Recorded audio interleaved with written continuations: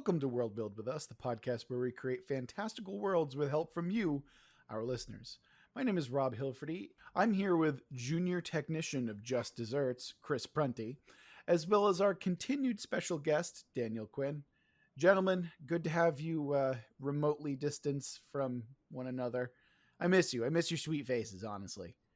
Um, but in today's So long. I know it really has been. Anyway, in today's very special episode, we're actually doing the first of our new format of the show, which is all about taking suggestions from you, our listeners, and running with short bursts of world building with prompts from you guys. And today's world building prompt comes from longtime friend and listener of the show, Detlef. He says, "Hi guys, I wanted to let you know that I think Daniel is a fantastic addition to the group. The back and forth between Rob and Chris is great, but their ideas could be very similar at times. Daniel brings a nice perspective that Rob and Chris each bounce off each other in different ways, and it elevates the show to a new level. The only problem is the irrational hate of Pacific Rim. If Daniel doesn't like Mad Max Fury Road either, you might want to consider looking for a replacement. But anyway, I wanted to give you guys a suggestion based purely on a name. I know that you guys started out as the Land of a Thousand Gods, but I was thinking of a cyberpunk realm called the Land of a Thousand Mods. Keep spinning those worlds, Detlef." All right, Whoa. and as soon as I read Land of a Thousand Mods, I couldn't help but grin like a dumb idiot because I thought that idea was really, really cute and funny. And so, yeah, that is our first viewer-based world building session. Is going to be the Land of a Thousand Mods. We're doing cyberpunk, gentlemen. How do you feel about that? 2027. I love cyberpunk and sci-fi especially. Oh yeah, Daniel. I also kind of picked this one because I specifically thought of you because I know you love sci-fi. I know you come from a sci-fi background, and because you missed out on the first couple of episodes of our last series, The Land of a Thousand Gods, I just thought that you in particular would really appreciate this new one. And thus, I want to give you control for the most part over what we do today. But first, before we do that, I want to kind of break down how we're going to do this. Uh, we have this topic, which is the Land of a Thousand Mods, which is a cyberpunk setting that we're going to sit here and design with you and together.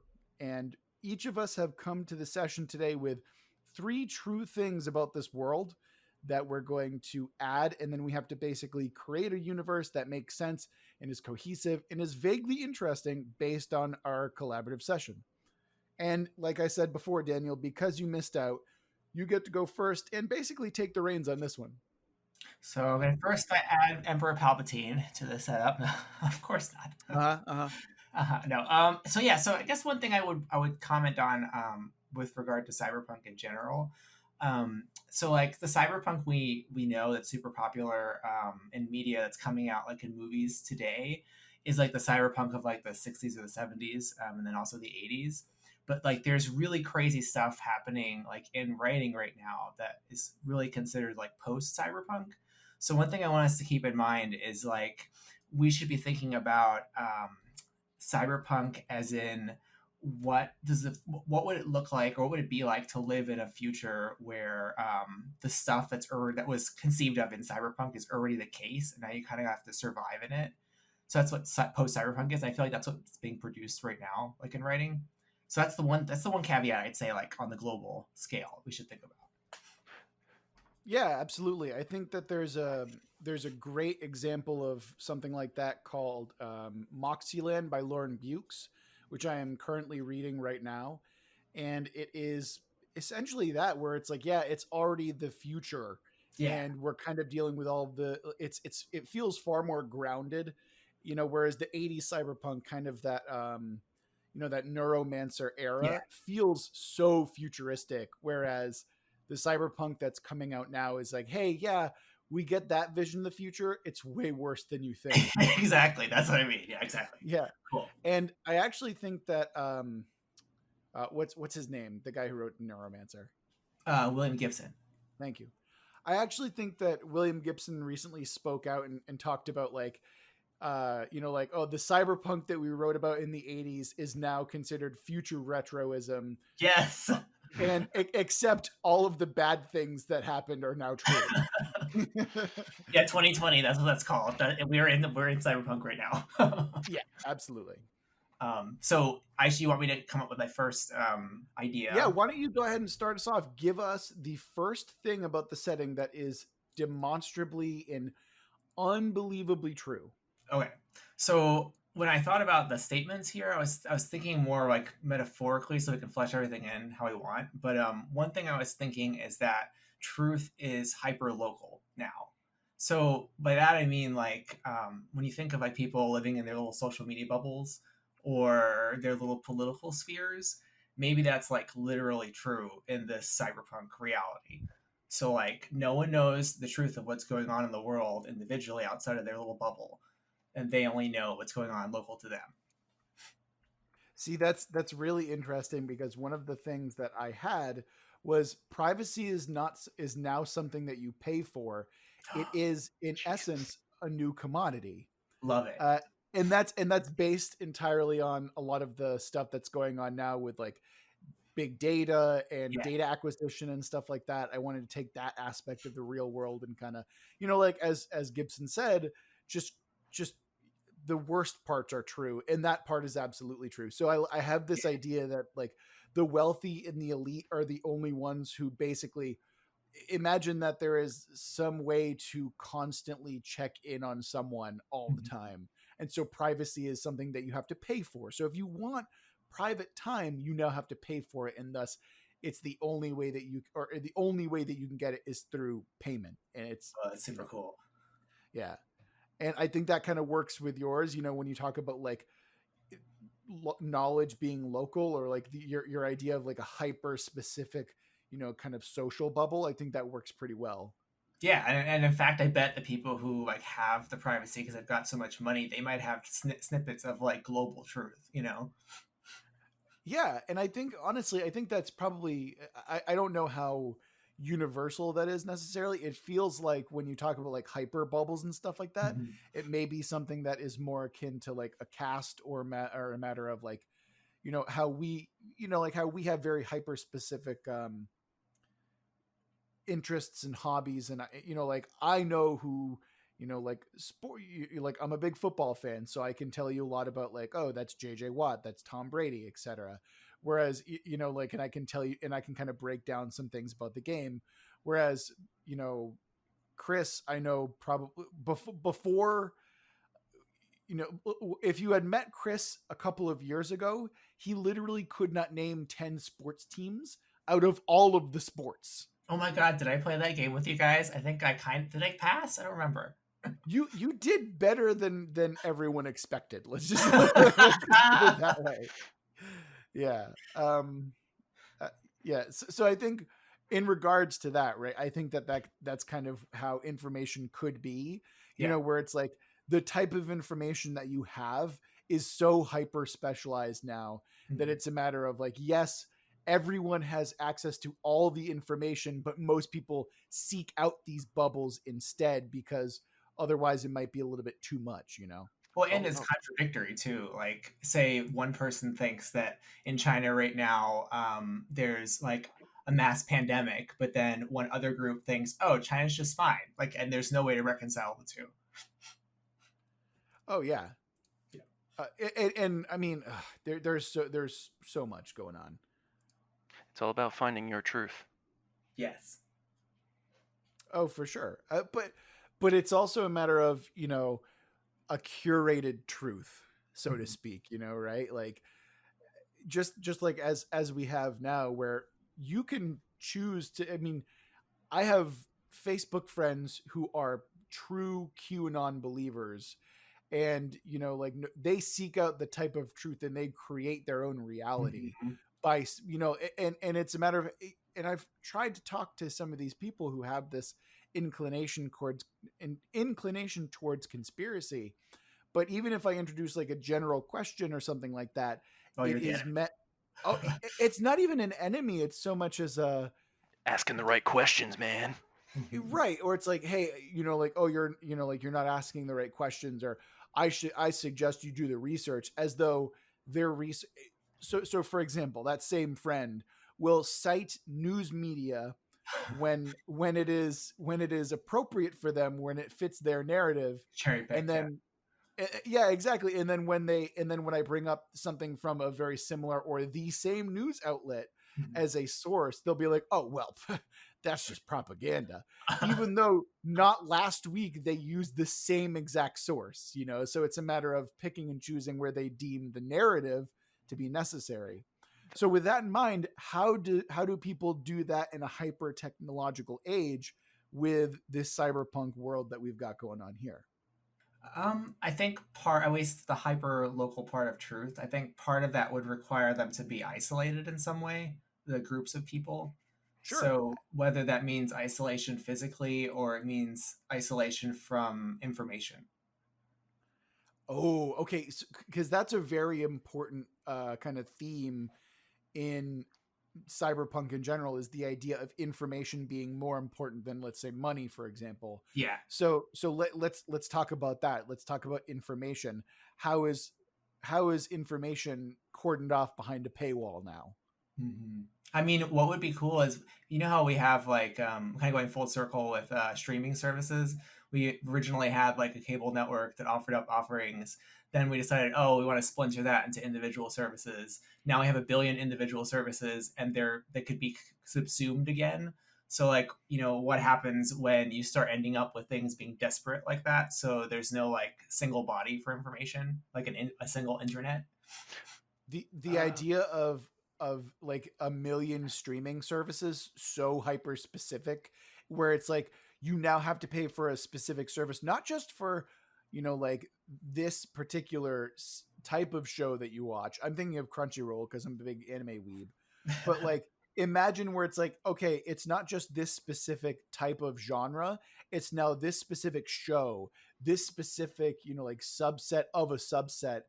And now maybe when you talk about hyper specific knowledge and stuff like that, everything has been, you know, cordoned up behind a streaming service that you have to pay for, and people just don't have the money to do all of it. So it's like, Mhm. you have to buy it, you literally have to buy in to what type of information you're willing to pay for. Yes. So that's pretty fucking sinister. I also, it reminds me of Transmet, where there were just so many news outlets, so many private news outlets, like one guy just posting about this thing, and it's all about how much traction or if it goes viral. That's you're talking about Transmetropolitan, right? Oh Correct. yeah. Okay, so Transmetropolitan is an excellent graphic novel series by Harlan Ellis, and it is definitely I'm as you probably heard from before, I'm not a huge sci-fi person, but man, that series is so good. Yeah, and Chris, that's a great reference, and that's a great point as well, uh, for sure. And And speaking of, oh, sorry, go ahead. oh no, say that also ties, like you said, about the idea of it has to gain traction. So it kind of ties back into like virality of information, and its popularity is what pushes it forward rather than its actual truth value. Mm. Yeah, and I can imagine like a piece of breaking news Mhm. like being sold off, and you can only get it from this specific person. Oh And yeah. so it's like you're essentially asking for the rights of news now, right? Like I have copyright claim over this particular piece of news. If you don't pay me, then Over I this can, fact. yeah, exactly. Exactly. Where now facts can now be, you know, commodified as well. The paparazzi of newscasters. Oh, that's horrifying and amazing, and I fucking love it, Daniel.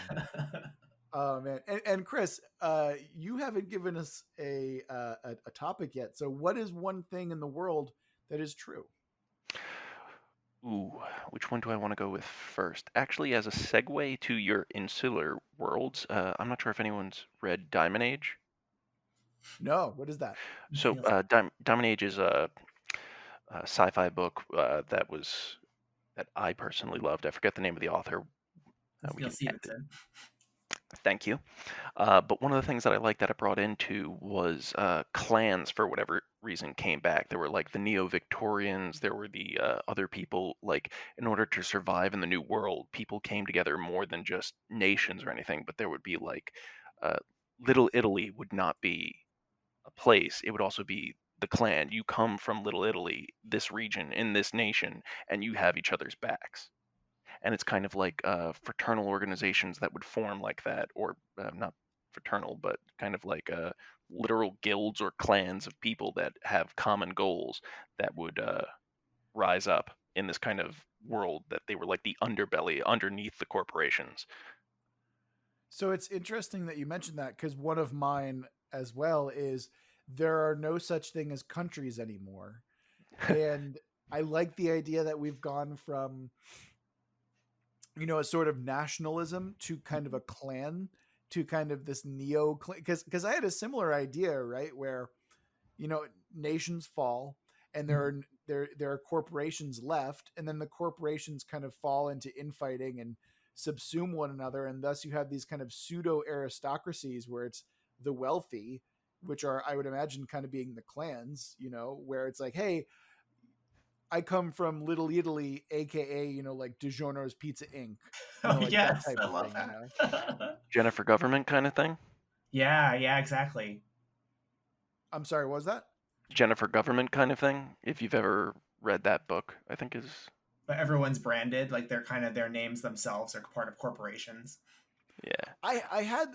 Do we want to incorporate corporate brand names into clan identity though? I think so. I think that would be really cool.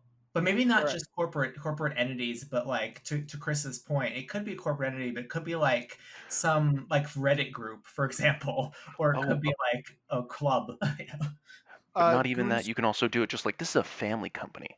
Yeah. And there's like vaguely barely a family anymore, or vaguely barely even a company anymore. It's like, what do we Yeah. sell again? Like Like maybe that it's type like of thing. Coca-Cola slash, such and such's last name slash, this Yahoo page. Right. Yeah. Nabisco Walt. Yes, yeah. I also like the idea. There's an old 30 Rock joke that's pretty consistent, where it's like, everything is a parent corporation and everything is like a shell company, Yes. essentially. To where it's like, I think, what is it like? What it's the wig company that owns like NBC, and it Everything. owns Oh Uh-huh. like, yeah, it owns yeah. like Yeah. everything. Yeah, Mhm. No, you exactly. see, they own ExxonMobil, which in return owns this. Yeah. And that cuts back into privacy and the kind of like the fracturing of truth, because we don't even know how the ownership chain is structured, and that information is protected except by the super wealthy. Yeah. Yeah, and maybe it's kind of clan based, where it's a matter of you get, the clan news, which is basically corporate news to the max, where it's like, where we have this kind of low trickle of information as we are now, right? Where we only have news coming in from like 5 to 6 different sources. Now Mhm. imagine that you only have news from one source, to the point where it's so propagandized. Like, people will argue that our news is already propagandized, but now crank that up even further, where it's like you're only getting an even more limited stream of information, because the clan or the corporation doesn't deem it to be valuable. I like too what you were saying in that the end state of like globalism is that things have fallen back apart into smaller groups, and I think that really ties into the concept, like the premise, because cyberpunk used to look towards the future of like capital, and we're looking past that. So what is that? Maybe it's a return to, a mess of things. I mean, honestly, that's why I brought up a pseudo aristocracy, because I Yeah. feel like eventually, once the oligarchs have enough power, it's like, what I mean, nations will no longer matter, and it's all about wealth and influence and money, right? So, yeah. In Altered Carbon, what did they call those people that were like the not ethereals, but something, the Nephilim or something? Oh, I never read the Altered Carbon stuff. I saw a Neither couple did I. episodes, but Okay. Is it like the Nephilim or so? What about them? What about them? Do you bring that up? yeah. It was just kind of like the ultra wealthy became their own class that Mhm. people would refer to them as. There was nothing like they you were born into it, and it was something that people just kind of agreed upon. It wasn't a class that was like the aristocrats or like king. It wasn't royal blood. It was you could get there because you made enough money to never die. I Oh, mean, okay. a lot of us fiction, especially like cyberpunk, oftentimes like makes them even like not even the same kind of human because they have so much wealth. Like, you know, you could have the super wealthy that are they've separated themselves not just by like what they do, what they have, but because they literally have better healthcare or better like augmentation for their bodies. Yeah, as hackneyed as it was, I think Elysium really drives that point home pretty Yeah, well. yeah. You know, All of your as cancer bad has as been that movie removed. is. Yeah, yeah. I mean, as bad as that movie is, like there are some really interesting parts to it. Like there's one scene where like Matt Damon absolutely like liquefies a guy with bullets, and then he's so wealthy that he's able to essentially reconstitute himself like within like 5 to 10 minutes after getting obliterated, which when you see it is actually a technically impressive feat and also kind of interesting to see, like that concept where like you can be immortal because we have the technology, that kind of thing. So Daniel, I brought up my second point. Do you want to go ahead and add yours in and Um, somehow make it natural? yeah. So thinking about so we have hyper locality of truth. We've got privacy itself is a commodity. And then crap, I forgot Chris's. Damn it. Let me start over again. To Chris, Clans. to Krantz. Okay, let me go back. Let me start over. Okay, so we've got the hyperlocality of truth. We've got plans that kind of result as a consequence of that, and then we have privacy being a commodity. So then I'm thinking, well, why don't we make things even more insular and say that the world outside is finished and you can't really go into it. And by that I mean like the world has undergone so much ecological change that outside of your local area, it's dangerous to go without either having some kind of safe passage or without traveling by some other means.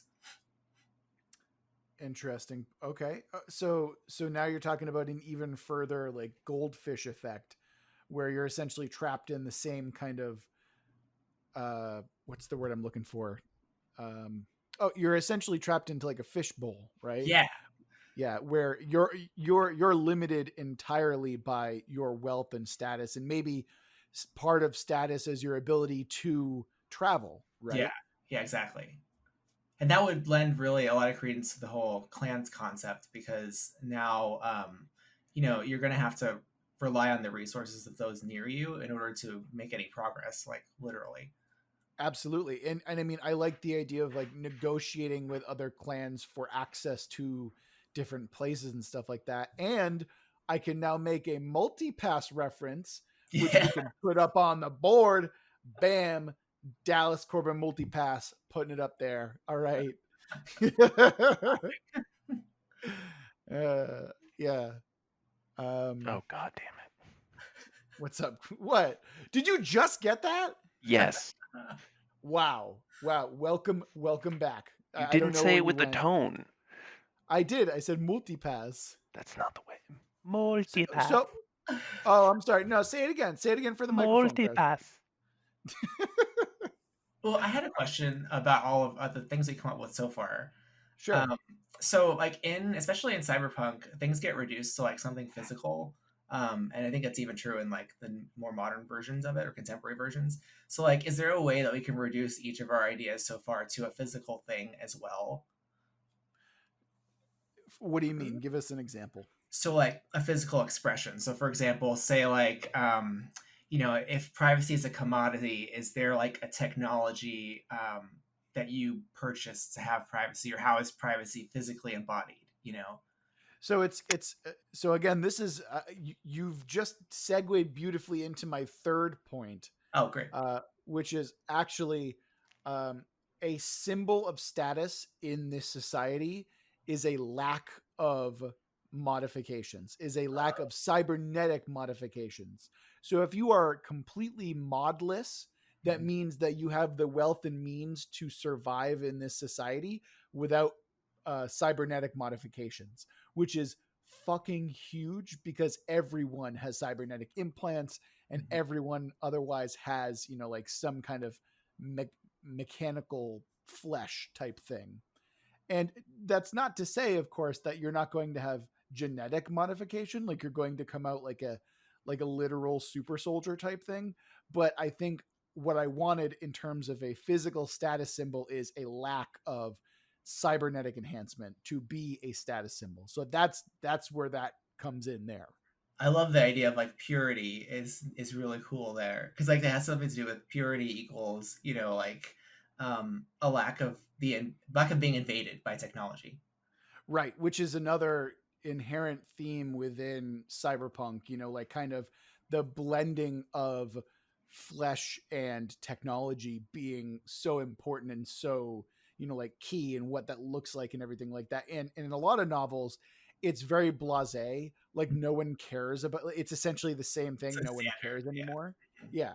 So I wanted to do something kind of outside of that and being like, oh, instead of, you know, certain cybernetics being a status of wealth, I wanted no cybernetics to be the status symbol because I thought it'd be a, you know, fun little diversion. Inversion. Yeah, exactly. I could see the potential like head or leader of particular clans enjoying that kind of purity status. Oh, absolutely. I would imagine. I mean, that's kind of what it's all about. Can you imagine? Because I always like to think of it in specific characters. I'm just thinking of this like this incredibly lily white skinned, like Yes. white Duke, David Bowie looking motherfucker stepping out of a like limo, and he's just surrounded by the most cybered out bodyguards. But he looks like a supermodel, like genetically modified to the nines to make him look super beautiful, but you know, not a mod on him, and he makes it known that there's not a mod on him. You know, that type of thing. I could do so many things with subversion on that, but I'm gonna wait till later episodes. Oh, you're just yeah. I know. You are always the person who fucks that shit up. I can't Although wait. it's funny that you should mention that because I do have like one idea where it's like everyone appears to be, or like the really wealthy appear to have no mods, but there's always one which is basically like, hey, restart my heart if I die. Oh right. It's just I'm gonna be doing so many drugs, just make it look like I don't have mods, but also make sure I don't die from drugs. The fail You know, safe. like that kind of thing. Yeah, I need my drug essentially. sync implant. Although I would imagine that the hyper wealthy in this type of situation might think that it's more of a thrill to live without those modifications Mm-hmm. because it's obviously way more dangerous, right? So there's also this, and there's this kind of like, I get to live as life should be, as life was intended to be, you know, and it's like this kind of like, I could just die any second. Isn't that fucking crazy? I could have an aneurysm and fall over. And that's exciting to them because life is so boring otherwise to the hyper wealthy. What else are they going to do, right? Fucking Yeah. psychopath. Yes, exactly. So, one of the things that I like in fantasy that sometimes happens is that something bad happened with AI, and so AI is incredibly limited. Ooh, I like that. Okay. It Kind of cuts like the into your Alan Turing yeah. squad and Neuromancer and stuff like that. Oh yeah. Yeah, it's kind of like I'm not sure if you've ever seen in 40K. That's actually why they rely on a lot of organic things like the floating skulls. This is the same of True Dune and the Butlerian Yeah, Jihad. Yeah. yeah, they have like genetically modified humans that take the place of computers, and they're Mm-hmm. kind of like forced into servitude to do this one job because no one wants to make a machine because they fear the machine being too advanced. So is it that like we achieved some kind of AI and something went wrong, or like we're trying to not do that? I want to believe that some sort of AI rebellion or something happened, and maybe that can be related to how the world was destroyed, Oh, or okay. isn't quite nice. I'm trying to stay away from Matrix references, but I like the direction that we're going in. Well, the thing is, this is we won. Yeah. Or maybe we didn't. What pill did you take, Christopher? Is it the Well, no one one that knows the makes you truth, hate right? women? Wait, I what? could What? I could work with that though in my final one too. So when we get there, I think I can make that work. Well, make it work now. What's your final truth? So I was thinking like I wanted to do something with I want to do something with two things. The economy and products and 3D printing, right? So I thought, well, what if like there isn't really any more production in the world, like manufacturing, and instead there's like these 3D printers that each of the big clans have, And so now that Chris has mentioned this AI, maybe we don't really know how to use or repair these 3D printers anymore. But those AIs are still running and making it work. Oh. Um, Can I please yeah, just go into my third one right do now? it right Yeah, now. go ahead. The thing that has destroyed so much of the world is Mhm. DRM. Oh my God. And Okay. it's the fact that no one can replicate things because the AI destroyed the non-DRM version of Oh these my God, things. yes. Oh my And God. I so it's love just this. like, oh man, we can't make a freaking Toaster. generator because it's all copyright protected. Yes. Oh my God. Okay. I love this. Yeah, let's fucking I go. love Let's do this. this. All right. We Okay. can see that we can bring this all together. This is This what I gives fucking so love. much motivation now because that means they're really trying to hack DRM. Oh yeah. But it's the fact that it was made by that super advanced AI Uh-huh. that it's very hard to do because it's Oh through no. so much ice, man. You can't get through that. Yes, that mean I bet the super rich purity people they're breeding AIs to try and make them hackable to hack that DRM. They're the Oh man, good oh ones. man. And not only that, but like for the layman, right? Like there Mhm. are communities that are so this world is almost post scarcity. If Yes. they actually all got their shit together, it'd be to the point where it's all post scarcity, Mm. except now it's like these clans basically are mono producers, right? They're banana Yes. republics, except it's like, okay, all we produce is this one item.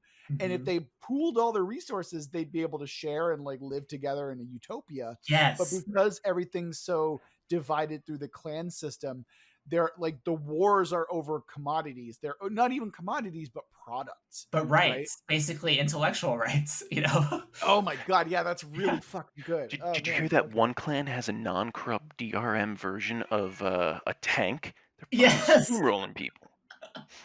Oh my God, I love this. Now I'm super excited. Yeah. So Wow. so it's literally like intellectual property wars. Like Yes.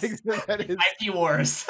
okay. I'm kind of digging this. I Oh my can get God. into this. Yeah. And then that means too, like, since they don't really understand their technology, like the clan, let's say a clan, they have like printers that print like, I don't know, like a circuitry or some like essential component. Like they don't really know how it works. They just know they can produce it and they want to like steal the codes to print other things from other clans. So now there's like motivation for the clans to infight among each other. Okay. Mm. Oh, yes. And also, I want to. I'm just throwing this out there. I want to throw in a twist where Yeah. the AI is good and the Yes. AI is desperately trying to like communicate with other nations again to like Yes. slowly bring the world back to a salvageable state. That's where you get your like case, you know, like the protagonist from Neuromancer, you get the person who has that brief glimpse into the AI's intentions. You know, like that's where you can have those characters that get really interesting because now they're seeing something beyond their clan, you know. Yes, and that's exactly what I had in mind. Is like Wintermute is Yeah. like I don't know what the fuck is out there, but I'm Mhm. gonna figure it out, and we're like that's kind of what I'm aiming for. Yes, that's Except like my favorite part of that story. Oh my god. yeah, well, Wintermute is a little bit more like I don't know what the fuck this is, so we're just gonna figure it out, Yeah. as opposed to like generically benevolent, right? Mhm. I kind of want to go with generically benevolent because otherwise it's like, man, this is a harsh world that I don't want to live in, right? Well, Like, maybe there is a sect of people who think it is benevolent, and some people who aren't sure. You know, maybe because since at the heart of oh, this, there's no truth, right? and they have to keep it under wraps because they can't be out and out AI supporters. Right, because they don't like. There's, I guess, maybe there's like like Chris was pointing out. Maybe there's like a cross clan pact to not fuck with that stuff. You know? Yeah, We yeah, all yeah, agree that this is generally a bad idea. Yeah. We're not going to do it, especially you. We're not going to do it because if anyone especially you, decides to do it, DiGiorno. yeah, if anyone does, DiGiorno. no, listen, we all know that it's the immortal being known as Papa John who will Yes. Oh my god. ascend and bring down the wrath. Did you, Chris? Did you I see think hold Modern on, hold Skies on. sequel? Oh, I think you mean a reckoning, Oh, Chris. you're right. It is the reckoning. It is the reckoning. My mistake. Chris, did You you know, see I Iron had Skies 40 sequel? pizzas in the last 30 days, and I'm just here to tell you there is a reckoning coming, and it's AI driven. Oh my god. Wait, I'm sorry. did the pizza guy actually say he said that, didn't he? Yes, Yes, he said those words. it may be the hottest take from a pizza brand man. It's amazing. Since who? Since who? Since the Red I, Baron? No, since the Noid. I was gonna say Mama Celeste is my second backup, but can we please have a Papa John clan, please? I mean, yes, but also no, but also yes. Religious pizza fanatics. Oh my god. Man, yeah. It makes me think. It makes me think in Iron Sky, the second one, they had that like apple cult. This is what this makes me think of. Yeah, absolutely. Why the fuck not? And on the third day, he said that there would be garlic sauce. Oh, God. Garlic sauce is literally just butter with like a little bit of garlic powder in it. That's And it's all delicious. it is. It's really not though. Like it's okay. As it clogs my inside, it fills me with delight. Gross. Also, I just kind of don't like Papa John's in general. Like it's okay, but it's like I don't know. Well, there goes that sponsorship. Damn it. I mean, there's honestly not a single like chain pizza place in this city that we should go to because we live in a city. So. Yes, that's correct. We should support local pizza shop owners, like my sister used to be before she just sold her business. Oh. Yeah, her pizza was really good actually. See, now I want pizza. What did you do, guys? Hey, Domino's still delivers, man. Through the apocalypse, they're gonna deliver. Order pizza later today. It's like them and Waffle House. I'm so the only things left. Yeah, well, this is why we're all living in a corporate nightmare because we're all open to suggestion. Yeah, I watch TV and I'm like, oh, I want a burger now. Oh, I want some fries. And Jordan's like, you will eat anything they show you. I'm like, yes. As long as there aren't vegetables involved, you're in, Daniel. Yes. I'm glad I'm not the only person that this happens to. Oh yeah. Oh, all the time. We're all fucked. Don't worry about it. Yeah. Oh yeah. We've been mentally prepared for this or mentally groomed for this our entire lives. It's fine. Also, damn it, now I want to play in this world, Rob. So well, look, you can. Can you do this quickly for? No, you run it, motherfucker. Nut up and DM, damn it, Daniel. Yeah. Say nut up and DM. Chris and I DM enough, okay? I love that phrase. Nut up and DM, Daniel. Nut up and DM. I'm gonna print a T-shirt with that on it. Man. Okay, we're getting a little off the rails here. Has everyone gone? Has everyone gotten their options out there? I have one more that is technically 3.5 for me. Okay. But you've basically already mentioned it already. And I did want this to be, this is Earth, like our Earth. Yeah. And we are post climate change disaster. I like that. And the wealthy remain largely unaffected. Pretty much, as they will be. Yeah, exactly. But are you talking about how they've survived the event? Yes. But what I think the implication that I find interesting is that like we're post climate change disaster. And again, I credit Jim Davis with that interview that we did where he was the one who really got me kind of thinking about, what post climate change is going to look like and what our world will look like post climate change. Mm-hmm. And with us, right? Like what could that look like? It's pontoon cities for a lot of cases, right? Like it's this idea that the Midwest might actually get some development and might actually be kind of glitzy, right? That's what the mega cities are now. Right, stuff like that. Mega city there's a subgenre of sci-fi called cli-fi, which is all about climate, fiction. And a lot of the cli-fi people say, if your science fiction doesn't address climate change, then you're not writing science fiction. Like, which is super aggressive. Oh, totally. It's fair. No, but it's also accurate because it's an inevitable part of our future. Absolutely. Right. Yeah. Also, you mentioned cli-fi, and I have sitting on my shelf over there a copy of Waste Tide. So it's funny you should mention that. Tell us about Waste Tide. I can't because I haven't read it yet. Oh, I was gonna say, I want. That's why it's on my shelf. Wait a minute. Let's just go to synopsis on. Let's go to Wiki. I'm not actually. Oh yes, let me tell you, it's a. No, I'm not going to do that to you. Yeah. All right. I mean, Wikipedia would be another one with a subscription fee. Oh, 100%. Are you kidding me? What? I thought they worked on donation. No, in this world, in our land of 1,000 mods. Yeah. Exactly. Are those the facts that you have? You must be using the free version. Right. Oh my god. God. That's so good. Holy shit. Statistics are just like slightly wrong unless you paid for them. That's oh man, not just statistics, but it's like imagine that. Oh, I read that. Did you read it or did you read the Did you free pay for it? version? Yeah. Yeah. Oh Novels are man. they release different versions of novels depending on what level of membership you have. So No, you they get just don't. They only give you half of it. yeah, or Like maybe parts of it. Yeah. yeah, or it's like pay per word. You It's can like you can like unlock the ending with just 5 That's easy great. payments. Yeah. no, no, no, no. Oh my God, dude, imagine this, right? Like you're reading a book and every word that your eye scans over is logged and then charged per word to your account. Like that's because that ties into like the lack of privacy that we were talking about previously. And that's what I mean by no privacy, where everything is commodified. Your information is commodified. Where you look on the page is essentially like, hey, I got charged. I read this sentence twice. Why am I getting charged for it? It's, well, you technically used it twice, so Oh, I have you a get charged for it. that makes me think of something kind of crazy. We've got these 3D printers, which ties in, I think, great into Land of a Thousand Mods because now you can print stuff. But do the 3D printers only print tech, or can they print biological things as well? I personally, I think we should probably stick with tech, like Okay. pure tech, because I think printing like weird little like homunculus is not something. I think that stretches a little bit too far into Biopunk? I am yeah, so saving that for a subversion. or like Dibs. magic. I feel like You that we're a son little of a bit too far bitch. magic Dibs for on that. subversion. Well, no, because I mean, like you can have like 3D printed organs and stuff like that. Yeah, yeah, that's what I You mean, know, really. Not like yeah, whole people, but like bio yeah, stuff. no. I think you can have like a modified spleen or lung or something Mhm. like that, right? Where Or like, like a silicon like organ or like a special kind of organ.